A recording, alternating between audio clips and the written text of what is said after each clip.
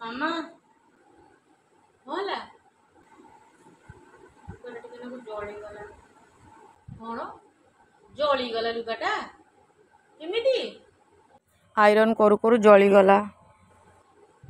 Iron କରୁ କରୁ ଜଳିଗଲା? କେତେ ଜଳି ଯାଇଛି? ଟିକେ ନାକୁ। ହଉ ଗୋଟେ କାମ କର, ସେ ଲୁଗାଟା ରଖିଦେ, ତାକୁ ଆମେ ଟେଲର ବାଲା ପାଖକୁ ନେଇକି ଯିବା। ଯଦି ଟେଲର ବାଲା କହିବ କଣ ହବ ତ କରିଦେବା, ନହେଲେ ଦେଖିବା କଣ କରିବା ଆଉ। ହଉ ଦେ ଛାଡେ। ତୁ ଗୋଟେ କାମ କର, ଆଲମିରାରୁ ଆଉ ଗୋଟେ ଲୁଗା ନେଇ ଆସିବୁ, ଆଣିକି ତାକୁ ବାଗେଇକି ଆଇରନ୍ କରିବୁ ହେଲା, ଦେଖିକି। ଠିକ ଅଛି କରିଦଉଛି। ଇଏ କଣ ବା ଆଉ ଗୋଟେ କରିଦେ ତାକୁ କହିଦେଲୁ। ତାକୁ ତ ଭଲ କରି ଶୁଣେଇଥାନ୍ତୁ, ଯେମିତି 7 ଜନ୍ମ ଯାଏ ମନେ ରଖିଥାନ୍ତା। ମୁଁ ହେଇଥିଲେ ତାକୁ ଭଲ କରି ଶୁଣେଇଥାନ୍ତି, ଯେମିତି ଏ ଭୁଲ ସେ ଆଉ ଜମା ବି କରିନଥାନ୍ତା। ତୋର ଟିକେ ବି ରାଗ ଲାଗିଲାନି କି କିଛି ନାହିଁ, କହିଦେଲୁ କଣ ଆଉ ଗୋଟେ କରିଦେ, ଆଉ ଗୋଟେ କରିଦେ ମୋ ଆଲମିରାରୁ ନେଇ ଆସି। ମୋ ବୋହୁ ଖାଲି ଏମିତି କରୁ ଦେଖିଆ। ଥରେ କଣ ହେଇଛି, ଗ୍ୟାସରେ କ୍ଷୀର ବସେଇ ଦେଇଛି, କୁଆଡେ ପଳେଇ ଯାଇଛି ଆଉ। ମୁଁ ଦେଖିଲା ବେଳକୁ ସେ କ୍ଷୀର ଉତୁରିକି ପୁରା ଗ୍ୟାସ ତଳେ ଭାସୁଛି, ଯାଇକି ବେସିନରେ କ୍ଷୀର ପଡ଼ିଲାଣି। ଦେଖିକି ଏମିତି ରାଗ ଲାଗିଲା, ଗଲି ତ ଖୋଜିଲି, ଦେଖିଲା ବେଳକୁ ଉପରେ ଥିଲା ଆଉ। ଫୋନଟା ଛଡେଇଲି, ତା କାନକୁ ଢାଇକିନା ବାଡେଇଲି, ଜୋରେ ବାଡେଇଲି, ତାକୁ ଏମିତି ଗାଳି କଲି, ଏମିତି ଗାଳି କଲି, 7 ଜନ୍ମରୁ ସେ ଏମିତି ଦିନେ ଭୁଲ ବି କରିବନି। ଦେଖେ, ସମସ୍ତଙ୍କର ଘର ଚଳେଇବା ଶୈଳୀ ଅଲଗା ପ୍ରକାର, ତୋର ଅଲଗା ପ୍ରକାର, ତୁ ଯାହା ବୁଝୁଛୁ ଯେମିତି ବୁଝୁଛୁ। ଦେଖେ, ଏଇନେ ମୋ ବୋହୁ ଲୁଗାଟା ଜାଳିଦେଲା, ମୁଁ ତାକୁ ଏଇନା ଗାଳି କରିଥାନ୍ତି, ଲାଭ କଣ ହେଇଥାନ୍ତା କହ? ମୁଁ ତାକୁ ଏଇନା କହିଥାନ୍ତି, ହେ ତୁ ଲୁଗାଟା ଗାଳି ଦେଲୁ, ଖରାପ କଲୁ, କେମିତି କରୁଛୁ, କଣ କଲୁ, ତୁ ଫୋନରେ ଗପୁଥିଲୁ, ତୋର ଧ୍ୟାନ ନାହିଁ, ଲାଭ କଣ ହେଇଥାନ୍ତା? ତା ମନ ଦୁଃଖ ହେଇଥାନ୍ତା। ସେଠୁ ମୁଁ ଆସିଥାନ୍ତି, ସେଠୁ ମୋ ପୁଅକୁ କହିଥାନ୍ତି, ଦେଖ ତୋ ସ୍ତ୍ରୀ ଏଇ ଲୁଗାଟା ଜାଳିଦେଲା, ଫୋନରେ ଗପୁଥିଲା।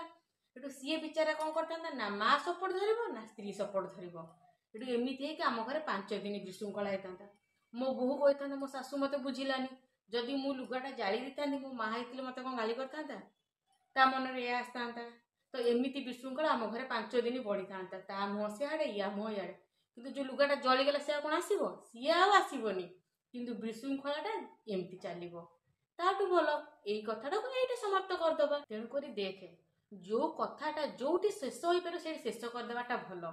ଏଇ କଥାଟା ଏଇଠି ଶେଷ ହେଇଗଲେ ସବୁଠୁ ଭଲ, କାରଣ ସେ ଲୁଗା ଆଉ କଣ ଆସିବ କି? ଆସିବନି। କିନ୍ତୁ ଆମେ 2 ଜଣ ଯଦି ମିଶିକି ଭାବିବୁ କି ନାହିଁ ସେ ଲୁଗାଟାକୁ ଆମେ କଣ କରିବା, ତାହେଲେ ଗୋଟେ କିଛି ହେଇପାରିବ, ଆଉ ଆମ ଘରେ ଶାନ୍ତି ଶୃଙ୍ଖଳା ବି ରହିବ। ନିଅନ୍ତୁ ମାମା, ଆଇରନ୍ କରିଦେଲି। ସରି ମାମା, ମୋ ପାଇଁ ତମ ଲୁଗାଟା ଆଜି ଜଳିଗଲା। ହଉ ତୁ କଣ ଜାଣିକି ଜାଳିଦେଲୁ କି? ହଉ ବ୍ୟସ୍ତ ହନା, ଆଉ କଣ ଗୋଟେ କରିଦବାନି ଆମେ। ଯା, ଶୁଣୁ, ଆମେ ଯାଉଛୁ ମାର୍କେଟ, ତୁ ଘର ଜଗିଥିବୁ, ନିଜର ବି ଧ୍ୟାନ ନେବୁ, ଠିକ ଅଛି? ବସିକି ଟିଭି ଦେଖିବୁ କି କଣ ଯଦି କରିବା କଥା ଯଦି ତୁ କରୁଥିବୁ। ଆମେ ଯାଉଛୁ। ଠିକ ଅଛି ମାମା। ତୁ ଠିକ କଥା କହୁଛୁ, କଥାକୁ ସେଇଠି ଶେଷ କରିଦେବା ହିଁ ଭଲ। ମୁଁ କଣ କରୁଛି, ବୋହୂକୁ ରାଗରେ 5 ପଦ କହୁଛି, ପୁଣି ଯାଇକି ପୁଅ ଆଗରେ କହୁଛି, ଏମିତି ହେଇକି ଆମ ଘରେ ସବୁବେଳେ ବିଶୃଙ୍ଖଳା ହଉଛି। ତୁ ଠିକ କହୁଛୁ, ଯୋଉ ଜିନିଷ ଯୋଉଠି ଶେଷ ହେଇଗଲେ ଭଲ, ତାକୁ ସେଇଠି ଶେଷ କରିଦେବା କଥା। ମୁଁ ଏଥର ସବୁବେଳେ ସେୟା କରିବି, ଆଉ ମାନେ ଅଯଥାରେ ମୋ ବୋହୂକୁ କେବେ ବି ଗାଳି କରିବିନି, ତାକୁ ବୁଝିବାକୁ ବି ଚେଷ୍ଟା କରିବି, ଯେମିତିକି ଆମ ଘରେ ସବୁବେଳେ ଶାନ୍ତି ଶୃଙ୍ଖଳା ବି ରହିବ। ଭାବୁଛି ନୁହଁ, ସବୁବେଳେ ସେୟା ହିଁ କରିବୁ।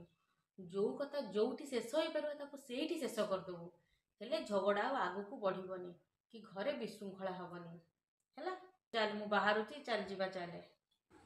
ତୁ ଠିକ କଥା କହୁଛୁ, ମୁଁ ଏଥର ସବୁବେଳେ ସେୟା ହିଁ କରିବି।